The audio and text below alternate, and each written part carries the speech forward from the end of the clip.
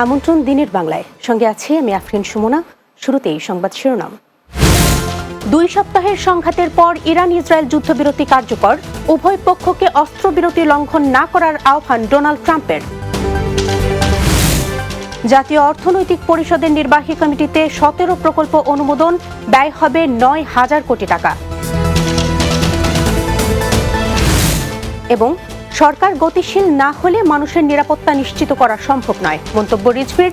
বিতর্কিত নির্বাচনে জড়িতদের অবশ্যই বিচার হতে হবে। শুনছিলেন শিরোনাম, এবার বিস্তারিত।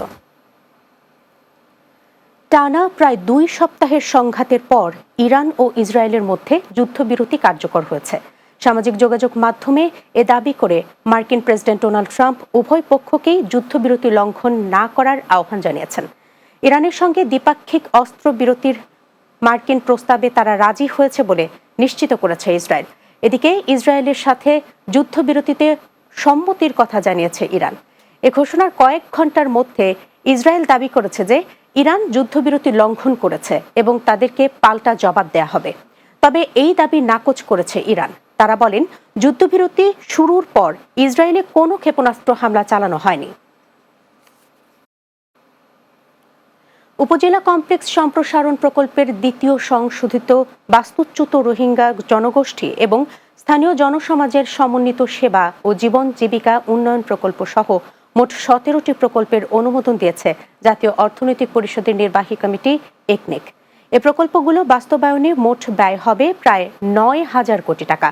এর মধ্যে সরকারি অর্থায়ন 3,180 কোটি 34 লাখ টাকা, প্রকল্প ঋণ 5,563 কোটি 43 লাখ টাকা এবং সংস্থার নিজস্ব অর্থায়ন ধরা হয়েছে 230 কোটি 51 লাখ টাকা।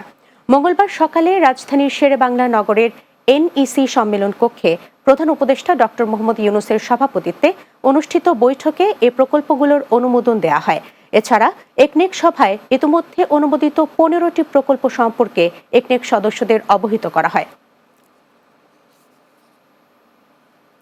সরকার গতিশীল না হলে মানুষের নিরাপত্তা নিশ্চিত করা সম্ভব নয় বলে মন্তব্য করেন বিএনপির সিনিয়র যুগ্ম মহাসচিব রুহুল কবির রিজভী।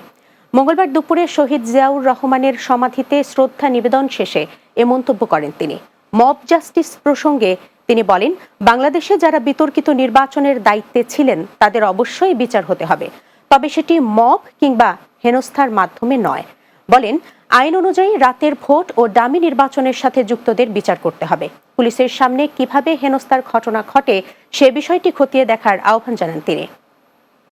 বাংলাদেশে আর কোন ধরনের মব জাস্টিস, আর কোন ধরনের বেআইনি কারো বাড়িতে আগুন দেওয়া, কারো বাড়ি ভেঙে ফেলা, কাউকে রাস্তাঘাটে অপমান করা, এই ধরনের ঘৃণ্য কাজের যাতে পুনরাবৃত্তি না হয় সেইটা এই সরকারকে লক্ষ্য রাখতে হবে।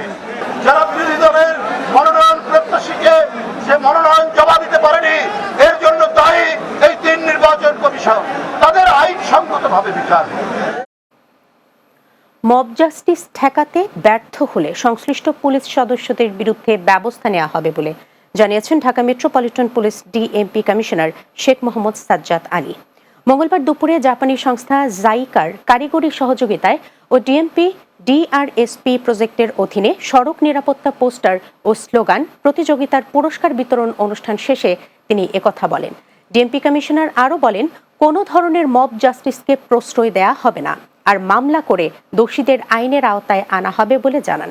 এ সময় চাঁদাবাজদের বিরুদ্ধে কঠোর ব্যবস্থা নেওয়ার কথাও জানান তিনি। আমরা কেউ আইন হাতে তুলে নেওয়ার অধিকার রাখি না, এটা পুলিশের দায়িত্ব, পুলিশ ব্যবস্থা নিবে। আমরা যদি ব্যবস্থা না নিই, আমার যেসব ব্যবস্থা নিবে না, আমি তাদের বিরুদ্ধে শাস্তিমূলক ব্যবস্থা নিব।